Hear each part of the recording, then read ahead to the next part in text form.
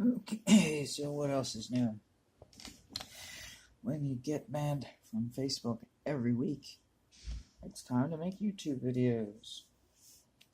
The newest topic I found fascinating was this Tartaria stuff, and a lot of what goes along with this, the mud floods, and I found a book by the CIA called The Adam and Eve Story, which was censored until very recently, talking about how the polar shifts really do happen and how cataclysmic that is. So all these topics seem to interrelate at this point, and it's fascinating how I feel like the Bible is being piecemealed to us in a way that makes each story and each episode just make more sense, and instead of taking on the entire Bible, individual topics are being illuminated at a time. So I also found it interesting that on the back of these dollar bills you have what looks like the tsunami that could potentially hit New York, and it also shows what looks like the Twin Towers going down on 9/11. I had never seen the older bills that didn't have the big numbers before today. I'm not really sure what they're showing. It just kind of looks similar to the Twin Towers going down. And there's also this weird card game, and all the predictive programming that goes into all these movies. And I mean, almost every single movie had Twin Towers, or Twin Towers going down, or 9/11, or the clock set to 9/11. Even like with the Terminator when he's driving the motorcycle. I forget what it said. Caution 9/11, I believe. And I also thought this was interesting when it popped up, the guillotines, because there was like pictures of the guillotines in France. I thought that was a little funny, honestly. And the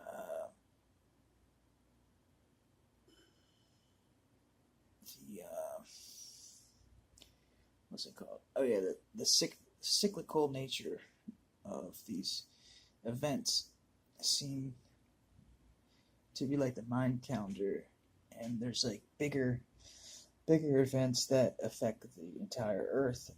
Then there's smaller events that affect cities like Katrina, and I think that they're all on specific times.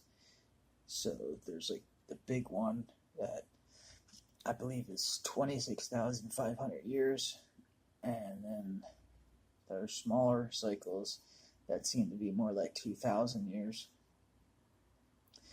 I think that there's another one that's 800 years, and then what's really strange is the Tartaria thing and the mud floods, and I think that might be every 200 years. And if that's the truth, it could very well be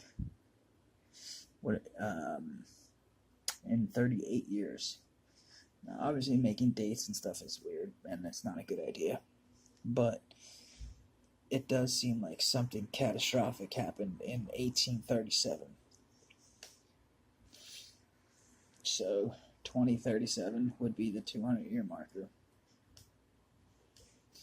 And then I was looking at a bunch of maps. Here's the Adam and Eve story, and how it was censored.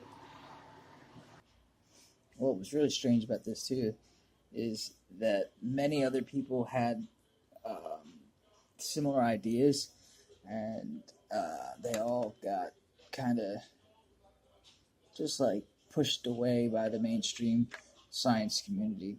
But then this one specific book was not only censored, but the only difference between the other theories and this was that instead of a slow, gradual change of the poles, it's like an instantaneous click, click, back and forth, like instantly, which sounds like even more of like a debilitating change of events. Okay, so then I was looking into Tartaria and ancient maps and Hyperborea, Atlantis, Lemuria, Theosophy, root races, and I kind of had a slight epiphany in that you have Mount Moreau, and then you have these four like island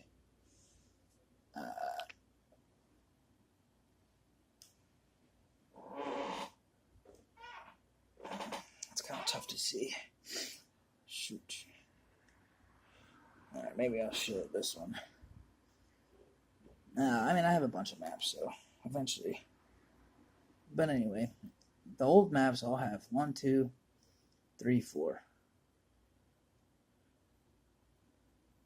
1, 2, 3, 4. Mount Moreau in the middle. And this is a really, really old Chinese one. And 1, 2, 3, 4.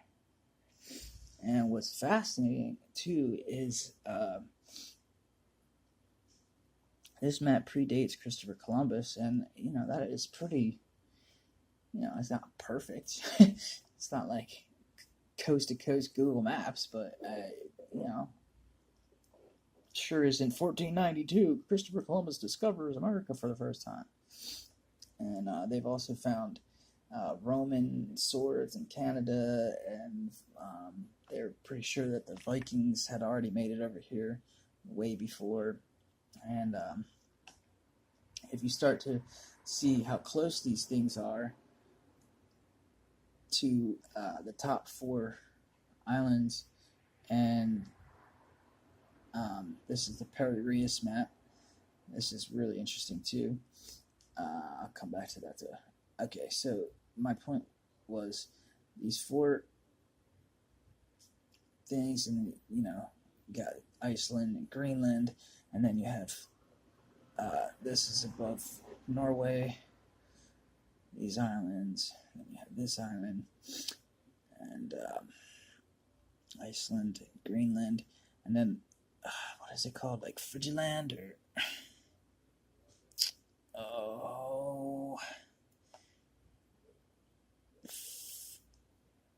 I forget.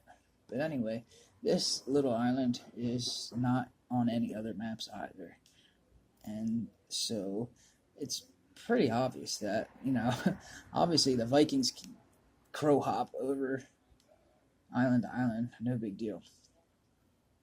And the epiphany that I had was potentially, what if like the start of man was north and not Africa, not Babylon, not the Middle East, but actually, what is the best way of having mankind eventually go down and fill the earth? And that's what the Bible says: procreate and fill and multiply the earth. So you have each individual race, or maybe a mixture of all the races, and they all go down and fill the earth slowly but surely downwards. And so the Theosophists believe that there's 4 root races, each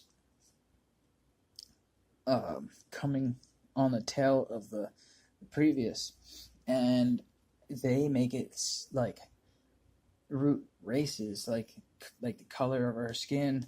And I think that's a mistake. I don't think that's what really happen. I think that it's just a slow degeneration of height.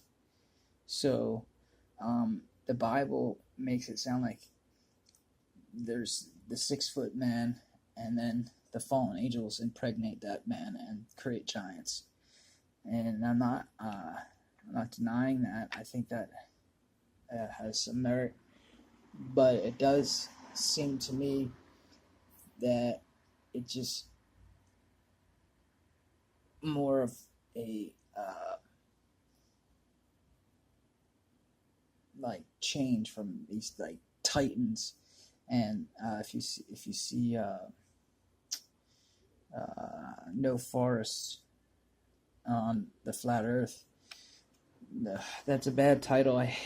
Then it talks about like flat Earth, and I don't want to talk about that. That's just not the topic that I'm trying to discuss right now. But that's the title of a really interesting video about how these what we call plateaus and mesas are not mountains at all. They're chopped down trees that would literally be miles and miles into the sky. And then the Smithsonian steals every find that has giant humanoid bones. The Smithsonian literally has tried to obfuscate, take, and hide in their basements. And I'm sure they're not the only institute that does that. But there's like 36-foot humanoids, and then the 24-foot humanoids, and then the 16-foot humanoids, and then it got much more closer, more like 8 to 12-foot people, and now everybody's basically 6 foot. So I think that the Bible is like almost all truth, but it's missing some of the what transpired in the really early times. I think the Bible is actually kind of recent, because even in the very beginning it says that Cain, who I think was actually pretty big human being himself, ends up finding other people in Nod. So the Bible is not even talking about the creation of the original man. It's talking about a whole new creation, a whole new potentially genetic experiment. And if you look at it from even our blood work, there's parts of our blood that seem to not even be like natural, as far as I don't know, I hate the word evolution, but for lack of a better word, evolution, it didn't seem to come from Earth. It didn't seem to come from any other species that existed previous. That's called the Rh negative blood, Rhesus negative. Alright, so that was my epiphany for what I think the Theosophists were trying to say, and what I think Eden really truly is, and how that all seems to relate to just history in general. Like anything that proves the Bible correct, it seems to be absolutely just swept under the carpet as fast as possible, and anything that doesn't line up with evolution and cavemen back in the day to this is the most technologically evolved we've ever been, it's just not talked about, or called out of place artifacts, which is funny because if you really think about it, almost all the historical texts and the Vedas and oral traditions of Native Americans and such basically all point to really high technological age previous to this, and how we're not even back to that point yet. We're just even the Bible talks about that, how as in the times of Noah, so shall it be in the times of the Son of Man.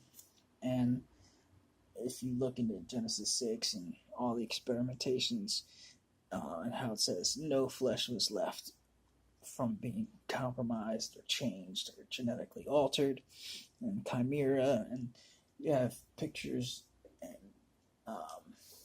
like hieroglyphs of half human, half man. I mean, half human, half animal. And there's stories of like the Minotaur, half bull, half man, and centaurs, half horse, half man. Unicorns and dragons and elves and fairies and mermaids, and depending on how far you want to take this, I really think any of these things is possible. Truthfully, I think like how they like to hide the truth in movies. Something like a Jurassic Park. I think all that stuff is very feasible and possible. If you listen to David Wilcox, he thinks that actually a lot of these underground military bases really have a lot of these experiments and have enough space to even have live action like video games, like zombie apocalypses and stuff like that, where they're literally like training soldiers for any type of possibility. And what's the other guy's name? Matthews?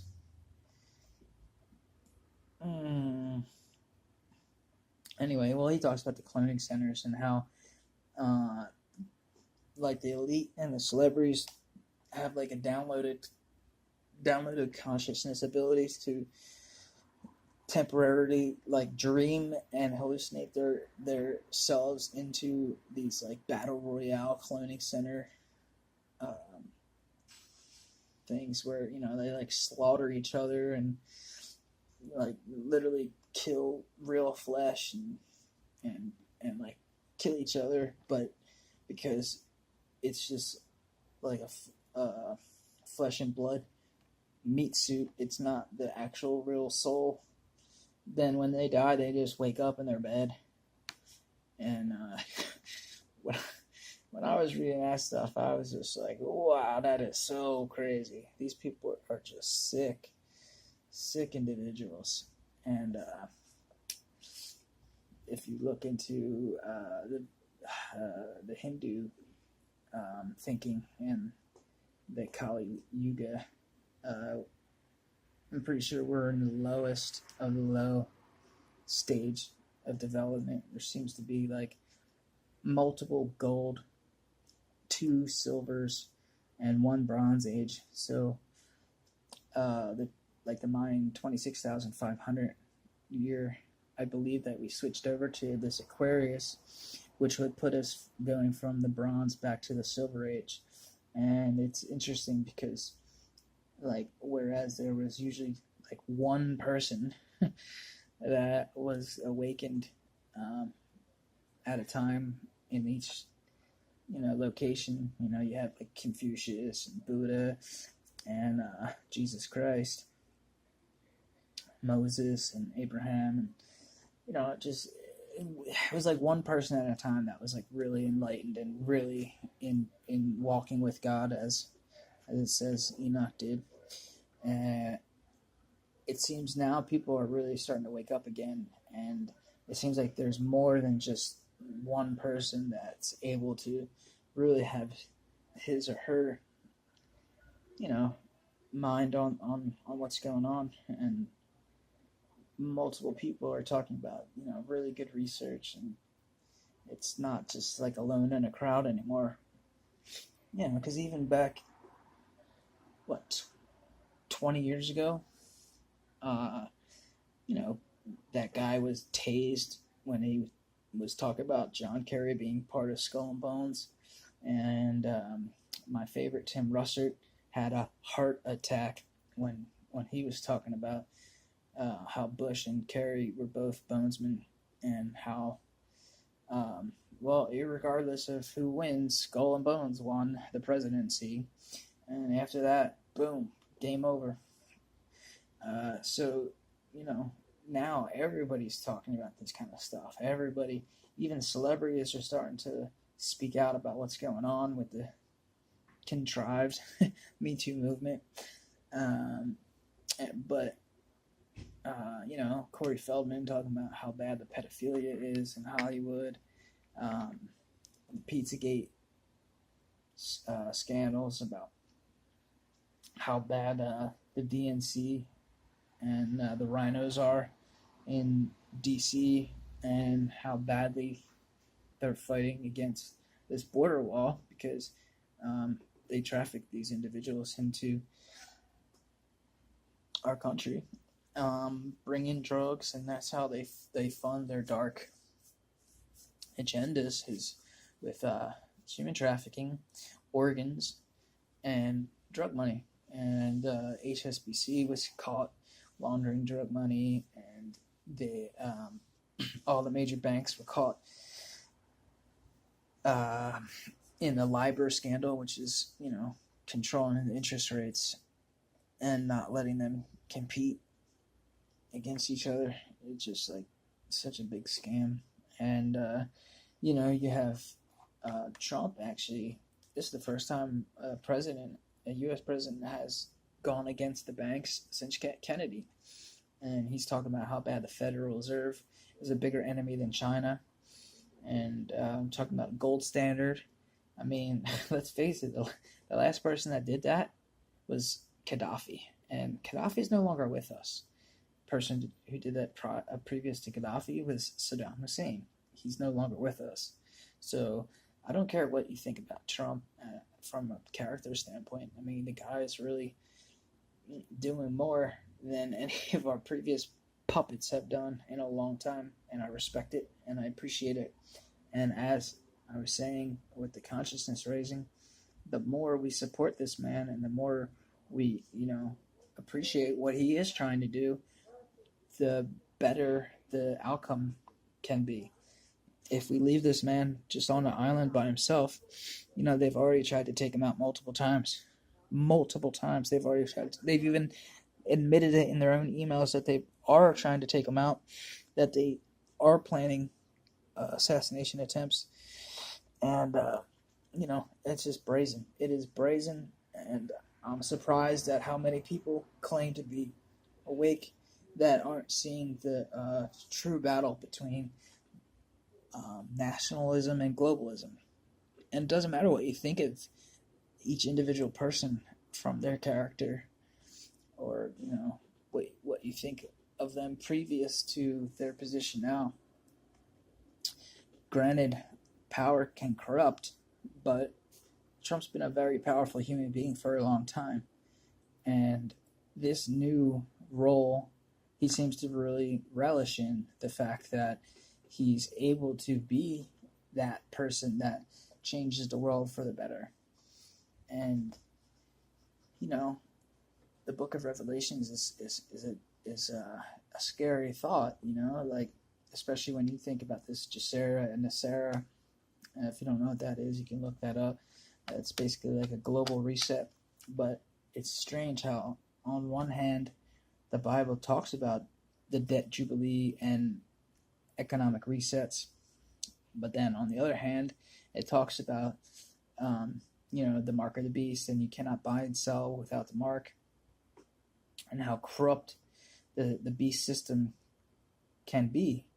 So is this nesara, is this global reset going to be a freeing thing for humanity, or is it going to be more of a lockdown, more of a controlled, centralized, you can't buy or sell without a smart ID card, you can't buy or sell without an RFID chip, everything's digital, Bitcoin, no more paper money. And it's such a strange debate, because at the end of the day, fiat currency, fiat paper money is a bad thing, but not having any paper to exchange is bad on the flip side of that. It's like the other side of that coin. So it's a strange balance. I feel as though we still need paper money that is convertible into commodities, gold and silver, and that would make me feel like it's the safest change. That's a good change. Whereas if they do this global reset and then say everything is digital, I'm going to be really, really nervous. And then it'll be like, oh, what I am, part of me is scared that this whole Trump versus the DNC um, telling us about the pedophiles and pedophiles and child trafficking and adrenochrome and walnut sauce is like a way of making Trump out to be like a hero and saving the day, just to end up putting us in a total lockdown, centralized um, beast system. And what makes me hold out hope is because I feel like the U.S. military was just tired of these demons running amok, and I think Trump is really going to rise to the occasion and not be suckered into, creating that mark of the beast system. But I still have that, realistic side. Like, everything seems very agenda driven, and why are they saying all this stuff? Why are they allowing us to know all this stuff? Even from telling us that NASA lied and the moon landings were faked, and talking about this Tartaria stuff, and just everything seems to be a little bit. And the Q movement is fascinating, but everything seems kind of like forced, like somebody is pulling the strings still, and for what reason? I don't know. Hopefully they're pulling the strings for good reasons. Hopefully they're pulling the strings because they really do care about humanity and they just want to see the best for everybody in a more fair system. And because of that's what I fight for, and that's what I, have always felt like I had that idealistic side to me and a progressive side to me, despite the fact that I'm very conservative on many levels. I do want a more fair system for everybody. So, like I said, I feel like the more we try to push Trump into doing what is best, then I feel like the more chance that outcome happens.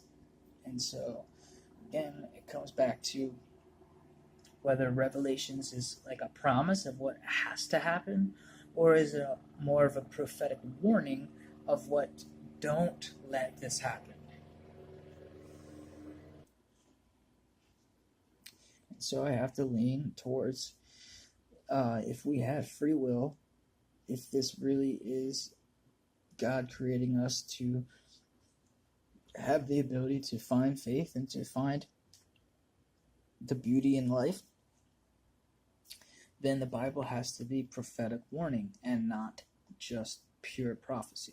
Because if all it is prophecy and this is just an inevitability, then there's really no point to life other than what some Christians say, and that is you either find Jesus Christ to be the Messiah and you're saved, or you're not. And that's the only choice.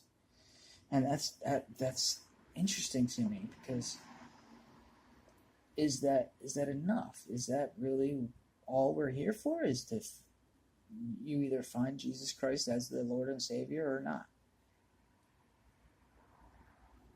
I find that I battle back and forth. I really do. I know in my heart that Jesus Christ was one of the coolest people of all time, and I try to emulate him daily. And that is why I fight the banks, just like he did, the money changers, just like Andrew Jackson, just like Thomas Jefferson. I feel like that is exactly what I try to do. And I feel like that is exactly the free will that we have, is fighting the system to make it fair, fighting the system to make it work for everyone. And so I just hope in my heart that we are to follow Jesus as a role model and to emulate him in our lives, because he was like the perfect person, the perfect thing to emulate, person to emulate. And so that really is my inner dialogue, my inner debate.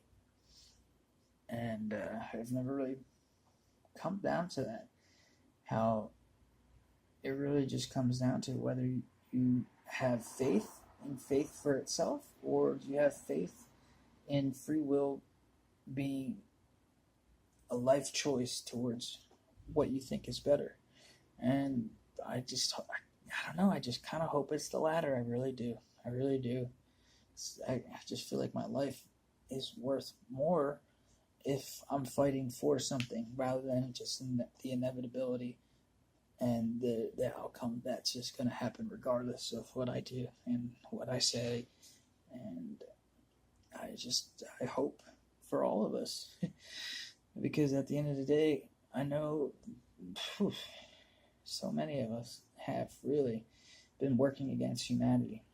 I mean, it just doesn't matter. I mean, between politicians and the Hollywood elite, and now it's like open witchcraft and open Satanism, and like the Celine Dion. Oh God, that was disgusting. Like demonic baby wear. Oh wow, it's just a strange time to be alive. That is for sure. 31 minutes, 32 minutes. All right, I don't know. I'm kind of rambling now. I should have had a better outline for exactly what I wanted to talk about. But it is what it is. I talked on the topics that I found really were interesting, like this Tartaria and the mud floods and the cyclical nature of of Mother Earth.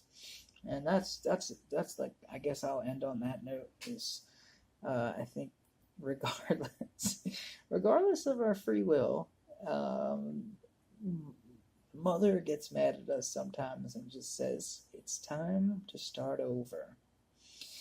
And I just find it interesting. Like maybe next time we're all gonna be 3 foot tall, like the dwarves. Like maybe we have to shrink down again because we really are just like burning through the resources so fast, that we really might need a reset and a smaller fractal conscious human being. And I hope that I live long enough where I can live a full life. But like I said, if the 200-year cycles are true, well, I'm probably going to live through the next cataclysm, the next tribulation. So prepare.